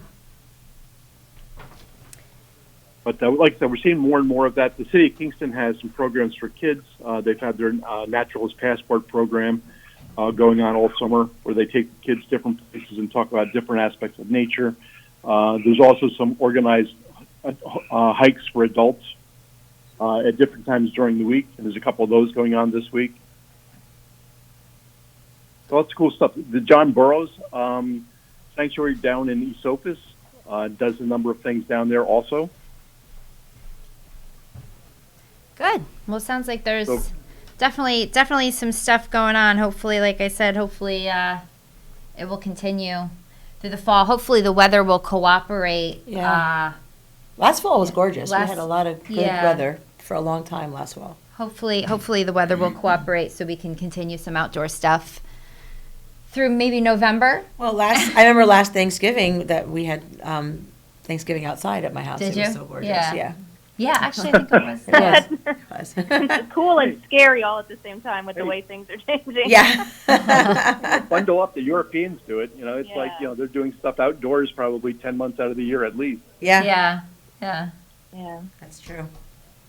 But, some of the restaurants need to put. No the restaurants really have heating units. Like when we were in Paris in November for our anniversary a couple years ago, we were still eating outside at all of the cafes. And they had hanging up on the awnings were just heating units that were really, really warming. Better than those stand-up ones that you kind of have to be around, the ones that were hanging up. So, I don't know, I feel like our community restaurants need to put more heating above us so we can eat outside probably all year round. Yeah. To tell you the truth. But I like being outside better than inside. Yeah, it is nice. Even before COVID, I just like the outside. Yeah. We agree. Yeah, you can find a lot of the restaurants have done that already. A lot of them. That they have some heating units. I know, I think Boydson's was the first one in town to, heat their back deck. Before COVID. Yeah, before COVID. I love Boydson's outdoor space in the back. It's so nice back there. Yeah, it's like a little oasis. It really is. It really, really is. Now, they've been closed. I don't know if they've reopened. They reopened a couple of weeks ago. Oh, they did? Okay, then that must have been literally right after I was there, because I keep checking in, and the last time I checked in was a couple weeks ago, and they were still closed. So that's good. They're open. I think Thursday through Monday. Thursday through Sunday. Yeah, Thursday through Sunday. Okay, good. Yeah, I think they were having some. I feel like I thought they were having some staffing issues. Everybody, right? Who is not right now? It's a little crazy. Well, that's good. Yeah, that's good. So, anything else going on there? Well, I mean, it's sometimes it's so hard to cover everything that's happening, but we definitely encourage everyone to go onto the website and check out. We have listings of all the events, but we also have it laid out for you in a nice calendar that shows each day of the week, and it has all the events on it, and and if anyone has any kind of community event that they want to add, don't be shy. And if you have any questions, feel free to reach out to us. Our contact is on the website as well. And if you're not sure if your event belongs, just send us an email, and we'll help you out. So so we'll add our event. Yeah, Right? we're We'll add our definitely event for add our event. August 26th at Little Italy. Sounds good. Great. Yeah, we got a ton of traffic to this site. I mean, we have over 14,000 Facebook Wow. followers and almost the same as far as Instagram followers. We get literally thousands and thousands of users each week coming to the site to see things. So everything we do on the site gets lots and lots of eyes on it. And it's free to post an event, so how can you pass up free, advertising for whatever you're doing? Agreed. I mean, we love doing it. It's one of those things that we wish people would encourage, any organizations they belong to or they're associated with it to make sure that they're getting things on the site. We do a pretty good job now. I think a lot of places know we're here and are using it, but we still every once in a while see things that, somebody should have posted to the event and they haven't. Mm-hmm. But, just keep encouraging people to do it. And the thing that people can do to support, what we're doing is just like and share the stuff that they see from us. Right. When you see a Facebook post, when you see something on Instagram, like it, share it. It gets more circulation that way. If you see an event on the website that you think is interesting and your friends should know about, share it to your own timeline. Right. Yeah, it gives all it that more stuff traffic. helps. More foot It's traffic. so hard. If you talk to anybody that's got a business or plans events or anything, it is so hard to get the word out about what's going on. People's attention spans are pretty short, and there's so many different media channels out there that things get lost in the soup, sort of. But when it comes to events, I mean, we're specifically here for that, and it's always good to kind of have everything in one place, and just keep leveraging it. Mm-hmm. Yeah, and I think I agree. Like the sharing thing, it kind of then keeps coming up in your news feed, and that's definitely a good reminder. I am guilty of forgetting things like that. Me too. I'm gonna go like them on Instagram now when I give it out to the car. I don't think I follow you on Instagram. Why don't I? I don't know. I think I do on Facebook though. We don't either, but now you do. Right. Yes, now we do. We'll remedy that today. You've been absolved. And the other thing we didn't really talk about, but we also get on the site quite a bit, are events for kids. It's one of the things that we really try to be very proactive about and make sure that anything that goes on about kids is on the site. There are some activities for DRAW, which is the arts group that working out of the YMCA, and they have a lot of classes for kids and adults. If you're looking for some art classes, actually they have some there this week because it's the Midtown Art District Celebration of the Arts. And actually, DRAW moved to the new Energy Square building in Midtown, and they have a new space there where they have all their classes. Thanks for that update, Veronica. Yes. Hard to keep track of all this stuff. But they have a lot of free events still happening up until this weekend for adults too, as Kevin mentioned. But on a daily basis, they have a lot for kids to engage in. And also, you mentioned the City of Kingston events before, the Naturalist Passport events for kids. Yep. So kids can't be bored this summer. If they're bored, the parents are not looking in the right place. Yeah. Are there some other movies under the stars events planned as well? I know you said the Jumanji one. Have you seen any others in the future? I love those. I don't think I have them on the site yet, but there are a couple more planned. Oh, good. That's good. That's such a fun. I love that. Yeah. I forget where I just was recently visiting. It must have been somewhere on my trip out west, and they were doing movies under the stars, and we had just missed it by a day, and I thought that would have been really fun. Yeah. Is that still the Kingston Rec Department that puts those on? Yeah. Okay. Yeah. Yep. We do have a great rec department in Kingston, actually. Yes. Yeah, we do have a great rec department. Okay, guys, anything else before we head off into the next half hour? Yes, the last movie in the stars for this season will be August 28th, and it is Raya and the Last Dragon, or Raya and the Last Dragon. I've never heard of that. And Damn, I was hoping it was going to be Dirty Dancing. You can make your own pop-up event if you Yeah, he'll get you. And where's that one being held, Veronica? They're all at TR Gallo Park. Oh, they're all at the same place. Okay, because usually I thought they kind of move them around throughout the city. Okay. Well, they did to be fair, yes, you're right. At the beginning, they had one at Lauren Park, and they had one at the Kingston Library. But they've been going strong with TR Gallo Park. Okay. Good. I remember last year they did. I think this is how they did it with the Capers. They took everybody out to Tech City, and I think they showed previous Capers shows from their car. I think that's my mother-in-law was saying that's how they did it, and I thought that was a really good idea. Cool thing. Yeah. So, okay, guys, thanks for calling in. It was good to hear your voices, and have a good day, and we will talk to you next month. Thanks, and nice to meet you, Suzanne. Thanks, you too. Have a great day, everyone. Thanks. You too. So we got a few minutes. Don's actually in the waiting room, waiting patiently. Okay, are we doing a break before the 8:30? Yeah, we're gonna do a break. We're gonna go to break, and when we come back, we're gonna have Pastor Don Mapes with us in the studio. Looking forward to it. You're listening to Kingston Community Radio on WGHQ Kingston. On your radio at 920 AM and 92.5 FM, and also online at mykcr.org.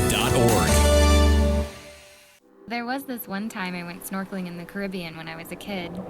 It really just blew my mind. We saw the most beautiful corals. I remember thinking they were waving at us as they moved with the ocean. And then there were all these amazing fish. I'll never forget it. It completely changed the way I look at the ocean. Most of us have a memory of being in nature we'll never forget. Let's protect the world's natural places so more memories can be made for generations to come. Visit worldwildlife.org. Have you ever experienced a wish come true? For a child battling a critical illness, a wish come true can be a turning point. One song, one dance, one game, one adventure, one moment changes everything.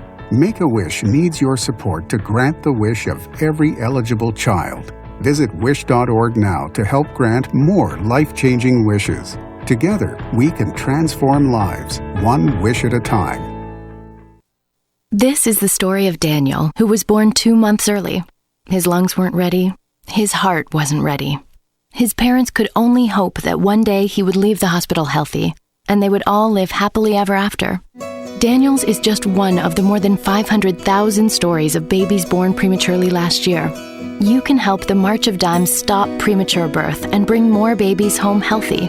Learn how at marchofdimes.com. Working together for stronger, healthier babies.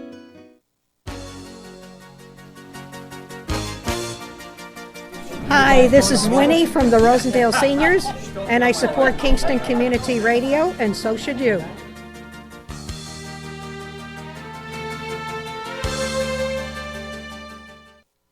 This portion of Kingston Community Radio is brought to you by Ulster Savings Bank. Visit their newest branch, conveniently located at the Ulster Commons Plaza in Lake Katrine. Experience the difference that local community banking offers with the convenience of another great location, easy access, plenty of parking, and a 24-hour ATM. Ulster Savings Bank, invested in community, invested in you. Member FDIC. All right, welcome back. This is Thunder Thursday. We're flashing and booming, and Tony Marmo's sitting down on the beach in Myrtle Beach, but we've got Suzanne Timbrouck, who's doing a great job as my co-host, keeping me afloat.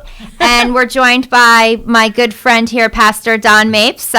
He was one of my guests a few months ago, but I actually was a call-in. I had been exposed to somebody who had COVID, so I kind of had to call in and stay home. So I promised you I would get you back in the studio because I missed you in person. So welcome back. Thank you for having me. Yeah. So I wanted to bring you in. Suzanne and I were able to attend. You had a community event 2 weeks ago, I think it was, on a Saturday afternoon. 31st of July. Yeah. So were you kind of brought in, I'll let you talk a little bit about it, but really the idea was really kind of uniting the community, bringing the community together with law enforcement and different vendors and just having fun and playing basketball. So talk a little bit about that and some of the vendors and stuff. I know there was like blood pressure checks, I think. Yes, we had one of the girls that come to my church is she's a doctor emergency doctor at Kingston Hospital. So she said she would take blood pressure. Then we had the lady from Job Services, Thomasine. Thomasine, I can't say her last name, but That's anyway. okay. But she was there too, and then they had oral call from the police, sheriff's department as far as Narcan, and giving the children history, the young people of Narcan and all that other stuff, and how that affects. We're living in a time of all this fentanyl and everything else, and it's important that we be aware of what to do in them emergencies and situations. But living in Kingston all these years, like I always say, I never had to experience what is going on now, and we always had a good relationship with the police, and the community, and it just the Lord put upon my heart that you could bridge this gap. And that's what it was. It was Community Day, and it said that we are better together. Yep. And that's what it is. As a community, we have to understand and see that we are better together. And what a blessed day it was. People had so much fun. Hot dogs, hamburgers. Those cupcakes. Those cupcakes were good. Who made those cupcakes? Ooh, because they were good. Everybody still talks about them cupcakes. I want to give a shout out to a little boy, Seth, who was, this just stole my heart. So this is actually my son, Andrew. He's a friend of my son, Andrew. And he was there. He has his little business of making iced tea. Iced tea, yeah. And he had the stickers and 2 flavors. And, he's 11 years old. And that was really, really cool to see. That was one of my favorites of that day. He was adorable. So I got his mixture with the lemon and I did too. it was it was good. Yeah. Yeah, so that's the thing. We in the church we promote entrepreneurship and different things like that as far as doing what you got to do. But one of the officers, I think he was from the town of Ulster, and he was out there playing basketball with the kids with everything on gear, all the gear and everything. Yeah. Unfortunately, it was a warm day too. Yes, it was warm. He was sweating, and the chief was there. Berardi, I told him, "You're up next." He said, "No way, no way." But yeah, because that's what it's all about. I truly believe that. Okay, yes, we do have issues with the community and law enforcement, but we have to be intentional about coming together and dealing with these issues, because a lot of them are not really as big as people magnify them to be. And so that's what we got to do. We got to dispel all these different narratives and stuff that people got, for the people that lived in Kingston. And, like I said, I lived here all my life, and I love my town. I love my city, and I do whatever I can, to help the city. And this is one of the ways I feel that I could be a help, to bridge this gap, come together, being intentional about it, and, continue to do it, to move forward in this. Because it was a great time. Everybody I've seen, thanked me and said it was a great day. It was a great day. It was a great day. We were blessed to have a great day. It wasn't that hot and everything. And people had a great time to, mingle and to, and to do different things. And it was really nice. It was really nice. Yeah. So, and so one of the reasons why I brought you on here is I know no pressure, but I know you're talking about you want to do one in the fall. Yes. And so have you thought at all about what time frame you might do? Yes, October 2nd, the first Saturday. Oh, good. Yeah, okay, so it's not going to be, might be a little chilly, but it won't be that, That's great. cold. Okay. Yeah, and so it's going to be at Barman Park, where the park by the Boys and Girls Club, which I never knew that was the name. I didn't know that was Me either. When I called it, she said, "Oh, you're talking about Barman Park." Good. I said, "Where's that?" So anyway, yeah, and so we're gonna be there, plan to be there, and I already spoke with Kevin O'Connor, who from Rubco owns Metropolitan, so we're going to use the parking lot and all that for parking, and so I just want the community to get involved and come out, volunteer. I'm going to solicit a couple of these pizza shops for pizza and Good. different Annie Simona, things. if you're listening. And and different things. I wanted to bring there's this guy in Albany who has like the rock wall.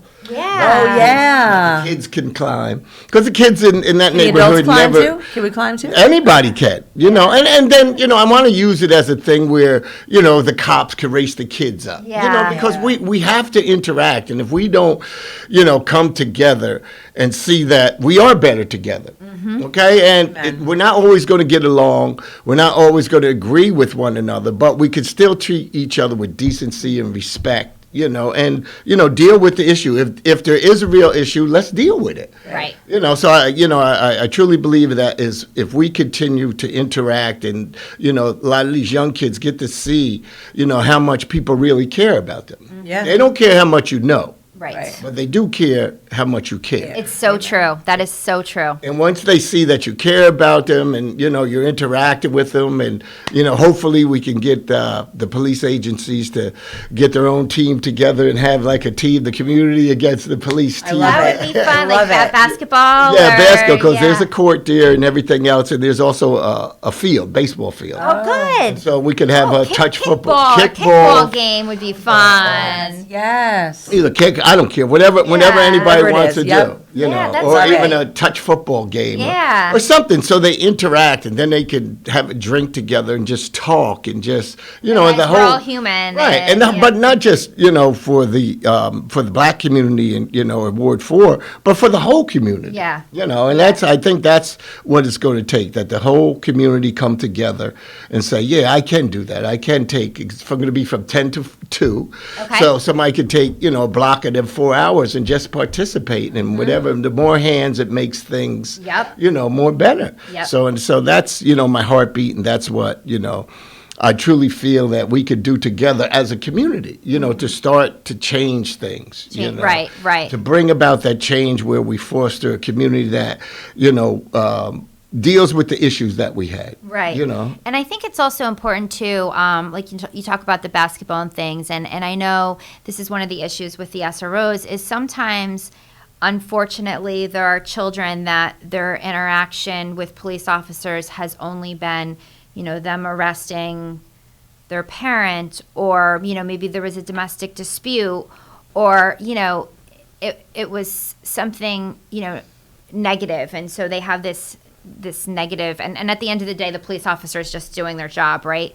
But I think it's important that, children that they feel comfortable and that they don't feel, because listen, if they're if they're somewhere and they need help and there's an officer standing there and they truly need assistance, you don't want that person, you don't want that child to be afraid of them. So I think having events like this and playing basketball, and it kind of takes the uniform out of the equation, even though they're still wearing it, and makes and lets those children realize that they're people too underneath that uniform. It kind of humanizes that's one of the things, like I was saying, going back to the things that were good in our community. I think I was raised with the police officer is your friend. If you're in trouble, go find the police officer who will help you. And that's been my experience in my life, and that's how my kids were raised, and that's been my kids here in Kingston's experiences. They've been able to actually reach out to, if they needed something, to the officers. And so, having that relationship and bringing that back, that they are your friend. They're supposed to be your friend, and they're there in times of trouble to help you. They're your helper. And also they're, I think that it's also important because it shows that they are part of our community. Yes. And they're not going anywhere, and Exactly. Unfortunately there's, small groups that want to push them out and make them feel like they're not part of the community, but that's not this community, and that's not what we stand for. And so I think, and I love the location, because I feel like it's walkable for Ward 4 and for the community that really needs this, because at the end of the day, we all know that these patrols are going to be in neighborhoods where there are the hot spots, and that is a hot spot. So I think to hit that target audience is really, I think the location will be really good, will be walkable, and hopefully being across from the Boys and Girls Club, you'll get a lot of the kids that go there will hopefully come over. Have you spoken to Dan Whalen? Dan Of course, Whalen? Dan, that's my man. Yeah, Dan, good. Because he has a heart, because Yeah, he he's deals great. with Dan's these great. children, all the time. And the fact of it is, we as a community as a whole, got to come together and say, what can I do? Where can I plug in here? Read a book, do something, just go for a ride. It's never, see, with me, it's never a money issue, because I've, found out through the years, money and programs don't work. Relationships work. Exactly. When you're relatable, they're relatable, and then their guards come down, because I dealt with it when I was a football coach. I was a football coach for 16 years in the junior football league, and I ran into a lot of young black kids that were angry and had the thing, well, the white guys are holding me. And I'm like, whoa, wait a minute. You're 8, 9 years old. You haven't experienced nothing. Yeah. So for you to get that, with all of it, and even at the council thing, I heard they asked about wiping the mics down. And the lady said, could you wipe the mics down for COVID? Okay, legit thing. And then one of the group said, racists don't carry things. And I'm going, wait a minute. Right. Where did that come from? So, a lot of this is learned behavior, because if you put babies. Racists don't carry wipes or something? Yeah. But if you put babies down on the ground, okay, 2 years old toddlers, they're not going after nothing but the toys. Yeah. They don't know what color they are. They don't know anything, okay? And to me, it's not a color factor with me, okay? We cannot change our color. We cannot change our culture, but we can change our consciousness. All right, on how we deal with one another, how we see with one another. Because as being a pastor who travels, I've go into these other countries, South Africa, into Jamaica, into Haiti, and to see, humanity at its worst and how the human rights of people, America's a great country, let me tell you. If you don't believe me, get on a plane and fly over. Yeah. We have nothing to complain about. Yes, yes. Absolutely nothing to complain about. Yeah. So, I mean, truly in my heart, I believe that if we continue, with these outreach things and, the community and the police, and for the police themselves, that it's it's good for them that they see that there is somebody that cares about what they do as their profession, all right? And there ain't, all this, negativity and everything. See, I take it from a different perspective because I have went into the simulator. All right, I have when they had Now you're talking about the police simulator. With the police, yes, I went You're into a the police police commissioner. right? And this was years ago. Oh, okay. See, when that thing jumped off in Ferguson with the Michael Brown issue, all right, there was a whole bunch of people on Broadway. I just happened to be walking down, and I heard all these people, and I said, "Wait a minute, why?" It looks like it seems to me they're promoting an agenda that doesn't have nothing to do with who we are here in Kingston. So I immediately called Modeli Clark, who was the president of the Ministers Alliance, and said, listen, we need to have a conversation with the chief of police and the mayor to make sure and safeguard our community because what jumped off in Ferguson, we don't want it to jump off here. Right. Right. And so that's when the dialogue started with the police department, Yeah. And Andrew Zell, man, that's my buddy. I love Andrew Zell. Andrew, he was one, he came to the first He's two great. meetings and they were, yeah. But he said, I don't care what you do, you're not going to get me upset. So a lot of people don't understand that, I have a relationship with the police department but I foster it. I make it intentional to talk to them. I want to hear about the simulator. What happened, though? Oh, yeah, so I went into the simulator. So they let me go, and I had the gun. And all these crazy scenarios that jump off split second. Right. Yeah. And then I was at this one where this lady was at an ATM machine, and a crook came up behind her, and I had the gun, and I'm like this. Yeah. So then a van pulls up, and this guy jumps out of the van with the shotgun. So I shoot him, but I'd already released 2 bullets, right? Yeah. Oh, no. So at the end of the whole thing, we go over this, and the guy goes, good, you got him. He said, well, you should have just shot him in the head. I go, what? So he says, but, that was good. He said, but when they moved the thing, there was like a hill, and it was kids on the other side. He said, if you had hit one of the kids, it wouldn't have been that you got the bad guy. It would have been about the kid. kids. So, it made me give a different perspective on how I see them and how I see how this job, even with all the training, sometimes it's split second and things could go wrong. Right. Because it's just split second things that just happen, know. So that's why, I want to do what I want to do as far as bridging the gap between the community. That's your slogan. I know. That's your slogan for legislator. Hey. But it's a different gap. It's the Republican Yes. and Democratic Party. But it is still But the it is same gap. It's the gap. It's right. And I think the whole thing is like, you don't, I think that there's this, there's some people in this community that have this idea that you have to pick a side, like you're either on the side of the black community or you're side on of the police, and it's just not the case. Not the case. You don't have to pick a side. No, you can respect and support both. But the reality of it is, as long as it's always a color thing and not a community thing or a people thing or a humanity thing, okay? Listen, I just happen to be black and Hispanic, okay? Doesn't change anything. You just happen to be who you are, okay? But we're still human beings. Yes. You love your families, you know? Yes. And that's the same thing when I travel. I tell people, you go to these countries, I said, they're human beings, just like they love their families, just like we love our families, and they just want what's best for their families. And to me, Kingston is too small for all that nonsense, okay? All the nonsense and all the divisiveness and all that other stuff that people are promoting. And that's why I'm adamant about, you know what I mean? Yes, I understand the George Floyd thing. Yes, I understand the Breonna Taylor thing. And yes, they are tragedies. But that's not the narrative that we live here in Kingston, New York. We have always dealt with the unpleasantries that we have as a community, and we come together, and those who have the same mind, that's all they want. Let's come together and deal with the issues. It's not a right or wrong issue. Yes, we have the issues.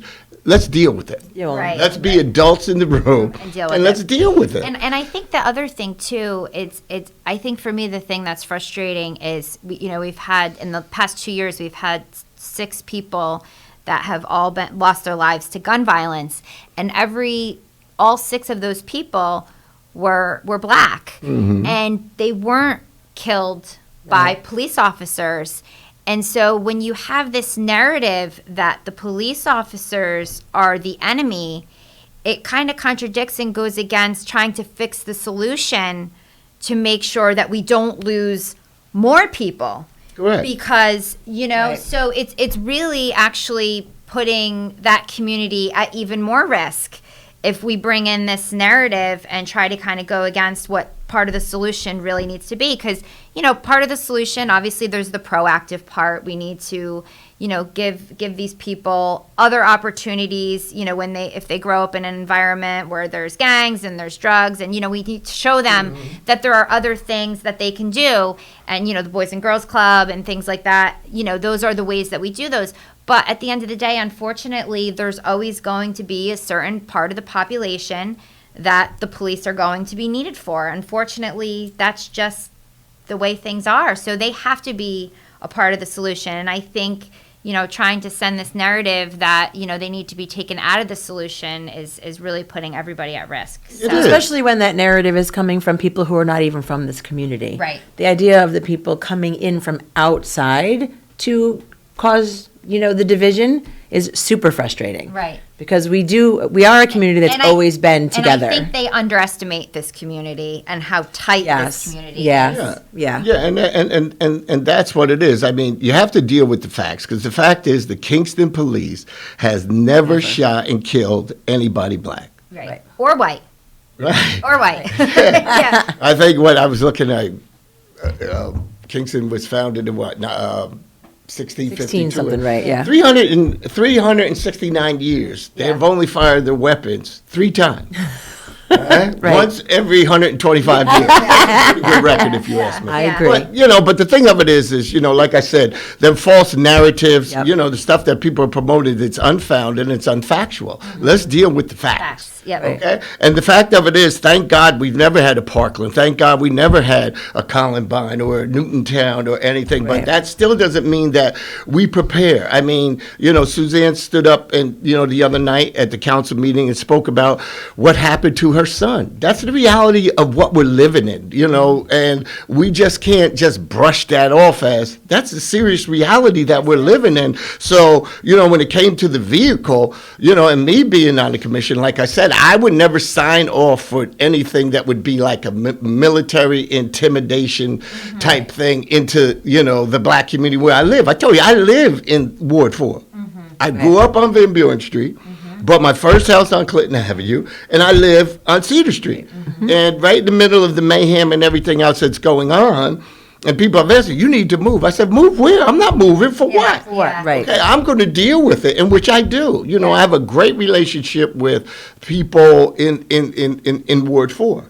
Cedar Street, Henry Street, Prospect Street, and whatever. And yes, there's issues that we got to deal with, as the black community. Yes, we do. okay? And that's something that we're going to have to work on, you know. But to listening to all these other people bring in all these narratives that don't belong here, Right. you know, because we have always interacted together. We've always made it a point, you know what I mean, that this is our community and we have to come together and deal with it. And I'm so, you know, grateful for this new initiative with Advert, because, you know, the things that they said that they're going to implement as far as dealing with the gun violence, you know, mental health is now involved, and that's a good issue, which means that the higher ups are listening to the officers, because they are not social workers. They're police officers. And a lot of stuff that the police are dealing with in the city of Kingston is mental health issues. So we have to keep it where it is and listen to the police and listen to the help that they need, because, you know, people forget so easily. There was a mall shooting right here 10 years ago. Yeah. So, you know, and the vehicle is going to be able to go in and pull those people out of that situation. Right. So the medical people can do their thing, but the police can also be safe and do their thing. You know, like I said at the Common Council thing, we do all these preventative things. You take out car insurance, health insurance, you take out all these other insurances, you build buildings and put sprinklers and fire extinguishers for what? Just in case something happens. So my whole thing with the vehicle is just in case something happens. You don't wait until something happens. It's too late then. Right. Well, and I was talking to Jim Quigley, and I think, you know, there are things that have happened that there was a situation where there was a man, he had a gun, his wife's in the house, and they're trying to, you know, he's making threats. It was out, I think, in Ruby a couple years ago, and they're trying to get the wife out of the house. And they were trying to get, because our vehicle was down, and they were trying to get either the one that was an hour away or the county one. It was unavailable. And, you know, they literally had police officers that are trying to access the house to get the wife out, and they're hiding behind trees. So there are, and, you know, when I spoke to KPD, there was a situation on Van Buren Street, same thing. So it doesn't even have to be like a mass shooting, but anytime you have like somebody that has a gun, you know, if you want to get in there and get the people out, you know, you can't expect, these police officers have families they want to go home to as well. You can't you can't send them out there. You know, it would be Sitting like sending ducks. them out there Right. without a bulletproof vest. You just don't do it. So, you know, I want to say to both of you, because I did watch the public hearing. You know, we keep talking about that. So there was a public hearing, and they did pass the vote on the cameras and the armored vehicle, and that was amazing. I think that's good development. I think, you know, as far as some of the noise that's going on, I think it really kind of set the tone that you can't intimidate, you can't bully. We're going to stick to the facts. We're going to do what we need to do. And I wanted to commend the both of you. I think we were saying, I was saying on the break that, you know, your story really made me cry. It was very emotional. And your story was really like a mic drop, like just so powerful. And you guys were really two of really like kind of the keynote speakers that really sent it home. And I think a lot of that is because you come from interracial families. You've lived here for a very long time, and you live in the community where we're dealing with these issues. So I know it was brave. I know from what I could see and the stories I heard, it was a pretty intense room. Yeah, it was, but still, you got to deal with reality. And like you said, you can't let people bully and intimidate it. You know, my whole thing was you didn't have the facts. Right. Okay, it's one thing to holler and scream if you got something to scream about. But if it's unfounded and unfactual, I don't care what arena you're in. Right. You can't use that. You know, you're trying to use a different situation, okay, for here in the city of Kingston. You know, and it's unfounded what you're trying to say or promote, because you got enough angry people in this world, okay? Yeah. And all it takes is something like that for people to gravitate to, and now you got a whole bunch of angry people. Right. And you don't even know why you're angry. Right. Yeah. Yeah, exactly. But the ones who were angry and shouting Misery the loves loudest. company. Isn't that the saying? Misery Yeah, loves but you company. don't, you know, And they weren't even from here. What are you shouting about in our community? You're not even from here. Yeah. But like I said, going back to, you know, Kingston and, you know, pushing forward with the interaction between the community and the police. That's the only way that change is going to come. you know, on all areas. But, you know, I'm asking the whole community, come out, be involved. October 2nd, be involved, do your part. And as we continue to go, just continue just to support what we're trying to do to bring, you know, unity between the community and the police, you know, and the police officers. Because like you said, they got families, they want to go home, they want to rest, and they're human beings. You know, all of us, you know, we're all married folks, you know. You know, them arguments we have carry over into our jobs and everything else. That's true. So they're human beings too, and that's what we got to look at. You know, and you know, and continue. You know, my thing is always to pray. You know, for them, pray for the mayor, pray for Pat Ryan and all them, because there's times of, you know, politics and everything and everything else, you know, it is a hard time for all of them. And it's not, you know, and people draw from what they see on CNN and NBC and all that. And that's not who they are, you know, so you got to get close to them to see who they are as a people. You know, I'm getting close to them to see who are they people, and they're getting close to me to see who I am. But they only gave us 3 minutes, getting back to 3 minutes. And, you know, we've been trained in Bible college, you know, for 10 minutes. You know, you understand? You know, that was my Bible training. Yes. Kick it in. I said 3 minutes, and when she said that, I had to sit there and go, okay. Get all your things Get together. all your thoughts down.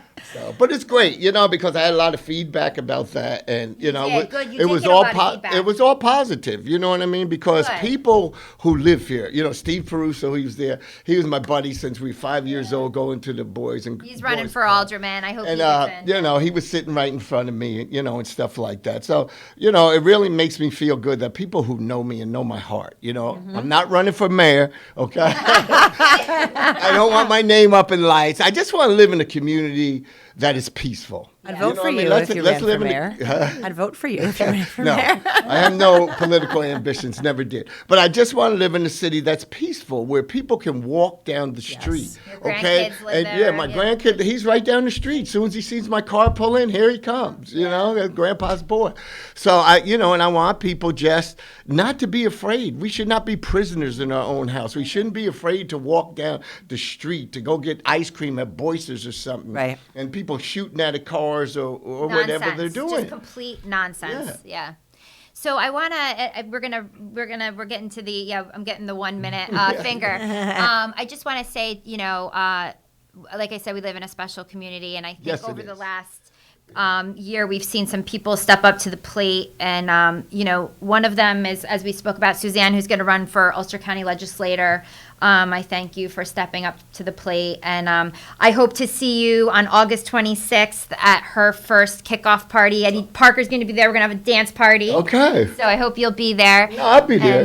Like I said, I've known Suzanne a long time. Me, the Timbrouck, her husband. Yeah. Yes. Yeah. We're the only 2 black families in the Catholic school. Yes. So people that run into us, they forgot our names. They look and say, you're either a Mapes or a Timbrouck. That's right. And I know you're from St. Mary's. Yes. Yeah. But I mean, to say that, listen, I have so many friends in this community. You know, I grew up in Adverse, you know, Van Buren Street was everybody. It was the melting pot. And I still have them friends, you know. Yeah. You know, the Kozas, the Italian mother, I still call her mom. She's 90. Yeah. You know what I mean? So, yeah. Well, thank you to you for stepping up as police commissioner, and also for stepping up with these community days. October 2nd, if you're listening and you have any way that you want to contribute, this is a great cause to bring the community, and even if you can't contribute, just show up. Yeah. And let's figure this out together. Be well, be safe, be kind. Thank you so much, everybody. Have a great day.